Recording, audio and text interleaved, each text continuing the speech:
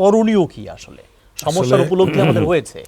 অপরাধের ঊর্ধ্বে কেউই নয়, কিন্তু এইখানে দেখা যায় যে আমাদের বিগত 16 বছরের যে অত্যাচার, নির্যাতন, গুম, খুন ইত্যাদি ইত্যাদি, তো সেখান থেকে বেরিয়ে আসার জন্য যে জুলাই অভ্যুত্থান বলবেন, জনগণের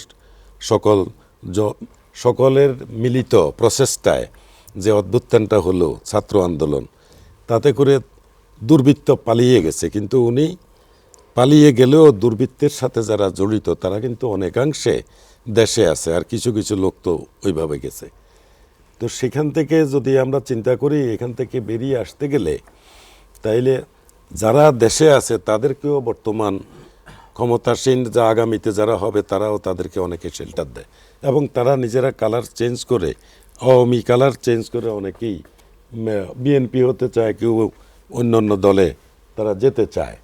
তো আমাদের ইতিপূর্বে আপনারা যেটা বলেছিলেন যে যারা নাকি এই যে গতকালের যেই ছেলেটাকে মারল, এটার থেকে বেরিয়ে আসার জন্য তাইলে আমাদেরকে চিন্তা করতে হবে যে যারা নাকি আওয়ামী কোনো দুর্বৃত্ত এই ধরনের কাজে যে কোনো অঘটন ঘটায় কিনা, তাকে পার্টিকে দোষারোপ করার জন্য। আর আমরা যদি জুলাই অভ্যুত্থান যদি বলি, আমাদের যেই উপদেষ্টা পরিষদ গঠিত হয়েছে, কার্যত আসলে আমার বিবেচনায় যেটা ওনাদের দ্বারা অনেক কিছু আশা করেছিলাম, কিন্তু সেটা তেমন কার্যকরী হয় নাই। যে জিনিস 1 মাসে পারত সেটা 1 বছর এখন পর্যন্ত আলোর মুখ দেখে নাই।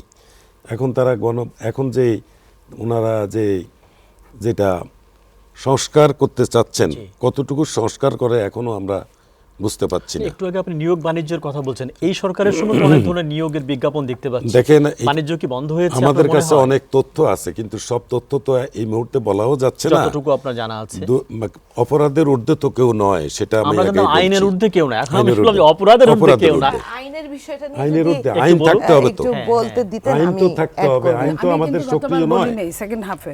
আইনে আপনি কিন্তু অন্যর বক্তব্য নিয়ে অনেক আইনে বলে কিন্তু ফেলেছেন। আইন তো আছে। আইনটা কিভাবে করা হয়েছে, এটা গণমানুষের জন্য করা হয়েছে না মানুষের স্বার্থ রক্ষিত হয় কিনা, সেভাবে কিন্তু আইনটা অনেকটা হয় নাই। বিগত গভর্নমেন্ট যে আইনটা করেছিল তাদের সংবিধানের আলোকে, সেই আইনটা তো আইন নয়, সেটা তো হলো গণমানুষকে বিভিন্নভাবে বিভিন্ন মত দমনের জন্য। তো সেটা তো আমরা এখনও অব্যাহত আছি। আজ যে মনে করেন বিভিন্ন ডিপার্টমেন্টকে মানুষের বাক স্বাধীনতা হরণ করার জন্য, দুর্বৃত্তায়নের জন্য তারা যে সিস্টেম করে গেছে, প্রত্যেকটা সিস্টেম এখনও বহাল তবিয়তে কাজ করছে। আমাদের জুলাই অভ্যুত্থানের পরে আমাদের যেই সরকার এসছে অন্তর্বর্তীকালীন, ওনারা সেটাকে রিসাফল করে নাই। যারা যারা আছে সবাই সেভাবে আছে। ধরুন আপনার মন্ত্রণালয়গুলো, এক মন্ত্রণালয়ে 3-4 মন্ত্রণালয়, এখনও সেটা অব্যাহত আছে। যোগাযোগ একটা, কিন্তু করেছে 4টা, 3টা-4টা। পুলিশ ডিপার্টমেন্ট একটা, ইন্সপেক্টর জেনারেল অফ পুলিশ আমরা আগের থেকে দেখছি, এবং বিভিন্ন দেশেও আছে। একটার অধীনে সবাই থাকবে। তো সেখানে তারা এটাকে ভেঙে বিভিন্নভাবে বিভিন্ন সাইড করে তারা এটা করছে দুর্বৃত্তায়নের জন্য। সেটাও রিসাফল করে নাই, মন্ত্রণালয় রিসাফল করে নাই, থানা রিসাফল করে নাই, কিছুই না। তো সেখানে আমরা যে এই গভর্নমেন্টের সময় আমরা যে পাবো যে ওনারা কোনো সিস্টেম করেছে, এটা তো আমরা আলোর মুখ দেখছে না। এদিকে আবার শোনা যাচ্ছে যে গত কিছুদিন আগে আমরা দেখছি, মন্তব্য করেছে অনেকে, যে 23,000 প্রকৌশলী ওয়াসা ডিপার্টমেন্টে নিচ্ছে নিয়োগ। অনেকে এসছে এখানে, আমারও আত্মীয় স্বজন আছে, তারা এখানে নিয়োগ বাণিজ্যে মানে ওখানে চাকরির জন্য যাবে।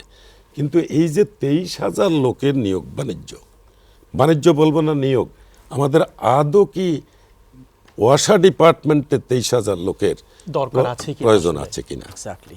ইদানিংকালে শোনা যাচ্ছে পুলিশ ডিপার্টমেন্টেও 16,000 লোক নেবে। আদৌ কি তা প্রয়োজন আছে কিনা? কেননা বিএনপি আওয়ামী লীগ গভর্নমেন্টের সময়, বিএনপির নাম এসে গেছে, আওয়ামী লীগ গভর্নমেন্টের সময় তারা মানে ভিশন 41 পর্যন্ত থাকার জন্য তারা যে সিস্টেম করে গেছিল, সেটা কিন্তু পুরাপুরি অব্যাহত। তো সেখানে তারা যে লোকবল তখন নিয়োগ বাণিজ্য করেছিলেন, সেখানে লোক কম ছিল না। তখন যখন আপনাদের আওয়ামী লীগের সময় আমরা যখন যেতাম তখন গুলশান 1 2 দেখতাম ওই পার্কের মতো আছে, এখানে ট্রাফিক পুলিশেরা বসে থাকতো কোনো গন্ডগোল হলে নিয়ন্ত্রণ করার জন্য বসে সময় কাটাইতো। জি, মানে হ্যাঁ। রাষ্ট্রীয় অর্থের টোটাল রাষ্ট্রীয় অপচয় হচ্ছে। অপচয়। সালাউদ্দিন ভাই, আসবো আপনার এখন কাছে। আবার যেটা আইন 15,000 আমি একটু একটা এখনো আবার line add যেটা করতে চাই। 15,000। তো এই মুহূর্তে কেন আমাদের আগে চাহিদা নিরূপণ করতে হবে যে কখন কোথায় কতটুকু লোক লাগবে, জি। সেটা নিরূপণ করে আমাদেরকে আসতে হবে। সত্যিকার অর্থে বলতে গেলে যে যারা দল মতের ঊর্ধ্বে থেকে উপদেষ্টা বলেন, যারা মন্ত্রী বলেন, থেকে কাজ করতে হবে এবং এমন সিস্টেম তারা তৈরি করে দিবে দলমতের ঊর্ধ্বে থেকে। যদি দলকে ভালোবেসে অথবা নিজের স্বার্থের বশীভূত হয়ে করলে সেটা কখনো আসবে না।